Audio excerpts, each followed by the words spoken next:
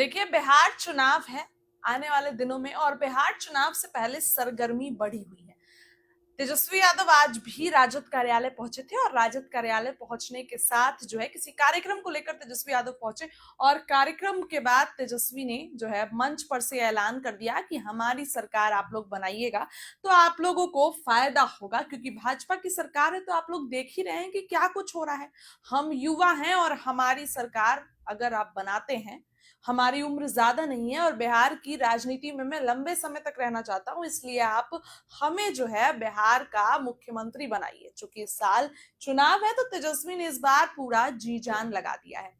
इधर एनडीए की तरफ से देखिए, अगर बात करें तो जदयू के तो नीतीश कुमार आज पहुंच गए थे जदयू कार्यालय सुबह सुबह ही, और वहां पर तमाम मंत्री जो थे उन लोगों का स्वागत जो है वो नीतीश कुमार करने लगे। उन लोगों को चुनरी और टोपी जो है नीतीश कुमार पहनाने लगे। काफी उत्साहित नजर आए सभी लोग जो है वहां पर उत्साहित नजर आए। इसके बाद नीतीश कुमार वहां से निकल गए, लेकिन शिक्षा मंत्री का बयान निकल कर आया किस चीज पर, तो सप्लीमेंट्री रिजल्ट पर। देखिए, सप्लीमेंट्री रिजल्ट को लेकर काफी दिनों से बच्चे इंतजार कर रहे हैं, शिक्षक अभ्यर्थी इंतजार कर रहे हैं। इसको लेकर आज उन्होंने कहा कि जल्दी ही होगा, लेकिन ना कोई डेट ना कोई दिन, कुछ भी नहीं कहा। अब शिक्षक अभ्यर्थी जो है वो इस चीज का इंतजार कर रहे हैं कि आखिर सप्लीमेंट्री रिजल्ट कब जारी होगा। इस साल चुनाव है और इतनी ज्यादा नाराजगी अगर शिक्षकों को की लेकर अगर सरकार चलेगी तो कहीं चुनाव में दिक्कत ना हो जाए। चिराग पासवान को भी लेकर चर्चाएं तेज है।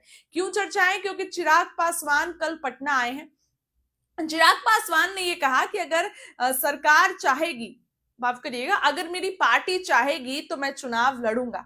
चिराग पासवान अगर विधानसभा चुनाव लड़ते हैं तो फिर से नीतीश कुमार को दिक्कत ना हो जाए, क्योंकि पिछली बार चिराग पासवान चुनाव लड़े थे और चिराग पासवान के चुनाव लड़ने से नीतीश कुमार को 115 सीटें मिली और 115 सीटों में नीतीश कुमार ने जीती कितनी, तो 43 सीट। अगर इस बार भी चिराग पासवान चुनाव लड़ते हैं तो नीतीश कुमार के साथ उनके वोटों में गिरावट आ सकती है, क्योंकि पिछली बार भी चिराग जीते नहीं थे, वोट छिटक गया था। चिराग 134 या 137 सीट पर चुनाव लड़े थे और एक सीट महज जीत के लाए थे चिराग पासवान। अब नीतीश कुमार को इस बात का कहीं ना कहीं डर है कि अगर चिराग चुनाव लड़ते हैं, जदयू को इस बात का डर है, तो इस बार फिर से वही चीज हो जाएगी। हालांकि इस बार बीजेपी साथ है, बीजेपी के चिराग पासवान साथ हैं, ऐसा नहीं है कि बीजेपी से अलग है, लेकिन आने वाले दिनों में अगर सीट बंटवारे में पेच फंसता है तो गठबंधन के धागे भी खुल जाएं तो कोई आश्चर्य करने की बात नहीं है, क्योंकि चिराग पासवान अभी तो बीजेपी के साथ है, लेकिन डिमांड कितनी सीटों पर कर रहे हैं? 40 सीट। 40 सीट पर चिराग डिमांड, माफ करिएगा, 60 सीट पर चिराग डिमांड कर रहे हैं। तो क्या बीजेपी, ऐसा तो नहीं लग रहा है कि अभी उस कंडीशन में कि 60 सीट दे भी सकती है, लेकिन फिर जदयू भी तो है, उपेंद्र कुशवाहा भी तो है। उपेंद्र कुशवाहा की अगर बात करें तो उपेंद्र कुशवाहा ने आज पटना में ऐलान कर दिया कि लोकसभा में जो है वो देश का चुनाव था और प्रधानमंत्री नरेंद्र मोदी को जो है वो प्रधानमंत्री बनाना था, तो वहां पर कोई और एमपी भी अगर कोई दे तो वो हो जाता, लेकिन ये बिहार का चुनाव है और बिहार चुनाव में जो है वो ऐसे काम नहीं चलेगा। यानी कि उपेंद्र कुशवाहा ने जो है वो चेता दिया है कि ऐसे काम नहीं चलेगा, अच्छी खासी सीटें चाहिए।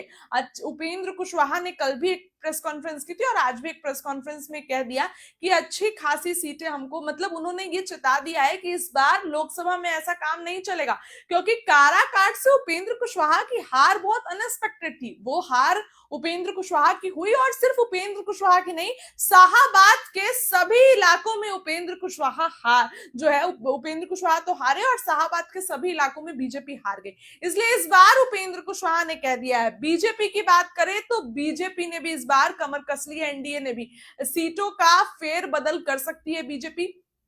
वैसी सीटें जो है वो फेर बदल करके तमाम सहयोगियों में देगी जहां बीजेपी के जीतने के चांस जो है वो कम है। अगर बीजेपी वहां चुनाव लड़ रही है और कई बार हार चुकी है तो बीजेपी इस बार वो सीट फेर बदल करेगी और तमाम सहयोगी दलों को जो है वो सीट इस बार बीजेपी देगी, क्योंकि इस बार हो सकता है जितन राम मांझी भी हैं, चिराग भी हैं, उपेंद्र कुशवाहा भी हैं, तो इस बार कुछ सीट का फेर बदल बीजेपी कर सकती है, क्योंकि चुनाव जो आ रहा है। इधर सम्राट चौधरी ने तेजस्वी यादव के सपनों पर पानी फेर दिया है।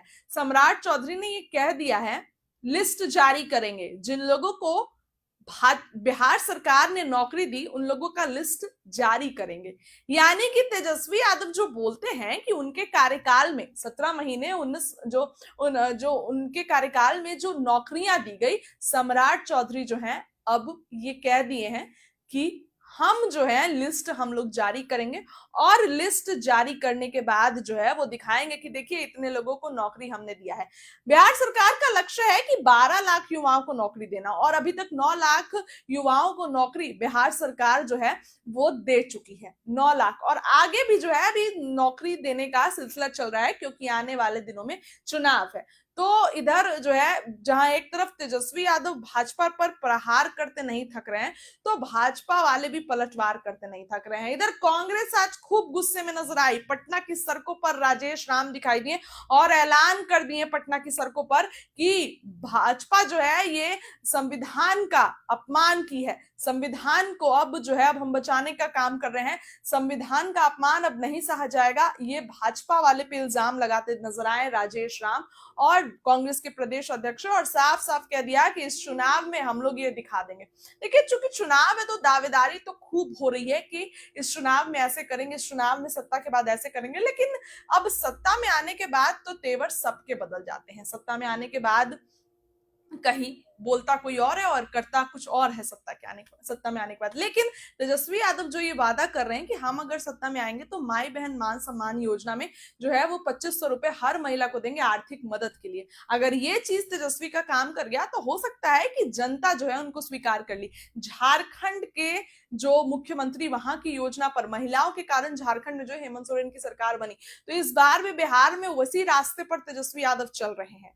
अब आने वाले चुनाव में पता चलेगा कि इसका कितना असर हुआ। इधर अगर बात करें तो हेमंत सोरेन ने भी, यानी कि जेएमएम ने भी 12 सीटों पर दावेदारी ठोकी है। जी हाँ, जेएमएम के तरफ से जो है 12 सीटों की लिस्ट तेजस्वी यादव के पास आ गई है। कितनी सीटें देंगे, मुकेश सहनी भी हैं, कांग्रेस भी है, और इधर जेएमएम का भी आ गया है, और माले का तो अभी अभी शुरुआत हुई है कि कितनी सीटें चाहिए उन लोगों को। उन लोगों का प्रदर्शन पिछली बार कांग्रेस से अच्छा था, तो हो सकता है इस बार वो ज्यादा प्रदर्शन जो है ज्यादा सीट मांगे। तो कैसे मैनेज करेंगे तेजस्वी यादव, अब सीटें तो देनी पड़ेगी। हालांकि इसको लेकर रोज मीटिंग भी हो रही है। बता दें कि 4 तारीख को भी तेजस्वी यादव ने एक मीटिंग रखी है, महागठबंधन की मीटिंग है। अभी जगह का चयन नहीं हुआ है, उसमें सब लोग होंगे। जो आप देखिए तो कांग्रेस के लोग, सहनी, मुकेश सहनी और सब लोग जो है तेजस्वी यादव होंगे, और उस दिन भी बैठक होगी, मंथन होगा कि कितनी सीटों पर जो है वो चुनाव लड़ा जाए और कैसे सीट बंटवारे का जो है वो फॉर्मूला तय किया जाए। आने वाले दिनों में इन सब चीजों से पर्दा उठेगा, ये सब चीजें क्लियर हो जाएंगी। फिलहाल आज के लाइव में इतना ही। क्या लगता है कमेंट करिए। बहुत बहुत धन्यवाद।